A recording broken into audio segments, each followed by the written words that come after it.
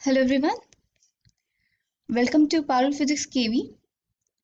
आज इस वीडियो में हम इलेक्ट्रोमैग्नेटिक वेव से रिलेटेड कुछ इंपॉर्टेंट क्वेश्चंस पढ़ेंगे। Question number 1 says what is the phase relationship between oscillating electric field and magnetic field in EM wave. हमें पता है कि एक ईएम वेव में इलेक्ट्रिक फील्ड वेक्टर और मैग्नेटिक फील्ड वेक्टर ऑसिलेट करते हैं विद टाइम, और ये भी हम देख सकते हैं कि जब इलेक्ट्रिक फील्ड मैक्सिमम होती है उसी टाइम पे हमारी मैग्नेटिक फील्ड भी मैक्सिमम होती है, एज वी कैन सी। तो इस केस में दोनों सेम फेज में होते हैं। So we can say that electric field and magnetic field vectors vibrate in the same phase in an EM wave. Then question number 2 says a plane electromagnetic wave of frequency 25 megahertz travel in free space along x direction. At a particular point in space and time, E vector is given like 6.3 j cap volt per meter. What is B vector at this point? यहाँ पर हमें बोला गया है कि एक plane electromagnetic wave है जिसकी फ्रीक्वेंसी हमें गिवन है 25 मेगाहर्ट्ज, और बोला गया है कि फ्री स्पेस में ट्रैवल कर रही है अलोंग एक्स डायरेक्शन। तो अगर ये वेव प्लस एक्स डायरेक्शन में ट्रैवल कर रही है और हमें पता है कि E vector cross B vector हमें आई कैप देना चाहिए, क्योंकि the unit vector in X direction is I cap. Now J cap cross K cap gives me I cap. E vector हमें जे कैप में गिवन है, तो जो हमारा बी वेक्टर होगा that will be in direction Z direction. अब हमें बताना है कि जिस पर्टिकुलर पॉइंट पे ई वेक्टर इतना है उस पर्टिकुलर पॉइंट पे बी वेक्टर कितना होगा। नाउ हम यहाँ पे लिख सकते हैं C is equal to E naught upon B naught, E vector का मैग्नीट्यूड अपॉन बी वेक्टर का मैग्नीट्यूड। हम पीक वैल्यू की टर्म्स में भी लिख सकते हैं। इसका मतलब B naught is equal to E naught upon C. इसकी वैल्यू है 6.3 और इसको हम डिवाइड करेंगे स्पीड ऑफ लाइट से। On solving this I get 2.1 into 10 to the power minus 8. Then B vector at that point will be given by B naught into K cap. क्योंकि दोनों same phase में है, इसका कोई phase नहीं है तो इसका भी यहाँ पर सेम फेज ही होगा। So I will write it as 2.1 into 10 to the power minus 8 K cap, and its unit is Tesla. So this is my answer.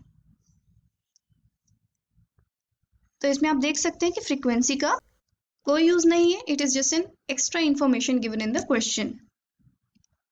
Now let's have a look at question number 3 which says in an electromagnetic wave the oscillating electric field having frequency of 3 into 10 to the power 10 hertz and an amplitude of 30 volt per meter propagate in plus x direction.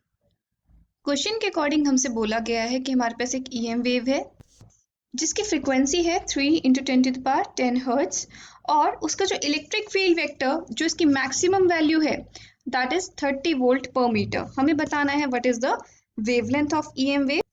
इसके लिए हम एक formula लगाएंगे, C is equal to nu into lambda. So from here lambda is equal to C upon nu, and if I put the respective values I get the value of wavelength as 10 to the power minus 2 metre.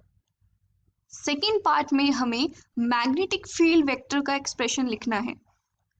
Now हम इसमें देख सकते हैं कि जो magnetic field है that is along the Z axis, जो मैंने पिछले क्वेश्चन में बताया था, और यहाँ पर हमारी ईएम वेव एक्स एक्सिस के लॉन्ग मूव कर रही है। So I am going to write X over here, और बी के इंडेक्स में मैं लिखूंगी Z. So this is the equation of a wave which is travelling in X direction. उसका एम्पलीट्यूड है बी नॉट और उसका वेव नंबर है के, and its angular frequency is omega. अब इन तीनों की वैल्यूज में कैलकुलेट करूंगी बी नॉट की, के की और ओमेगा की।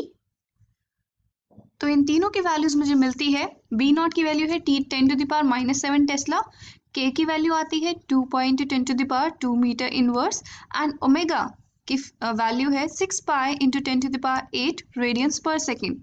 Now let me put it in this equation.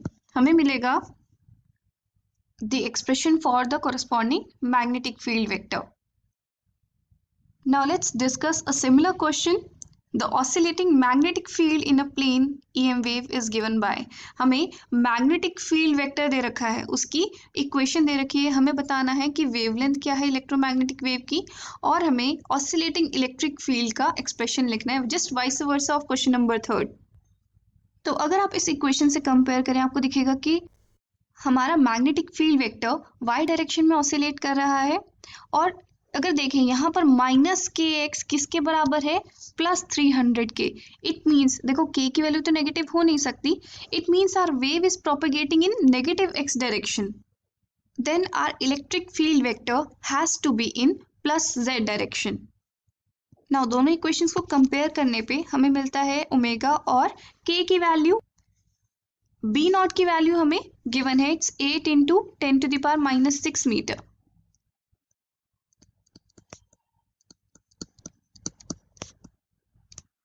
It's tesla. Now first part में हमें वेवलेंथ निकालनी है, lambda is equal to 2π/k। Since k is equal to 2π by lambda, I can directly write lambda is equal to 2π/k. I get 2 into pi.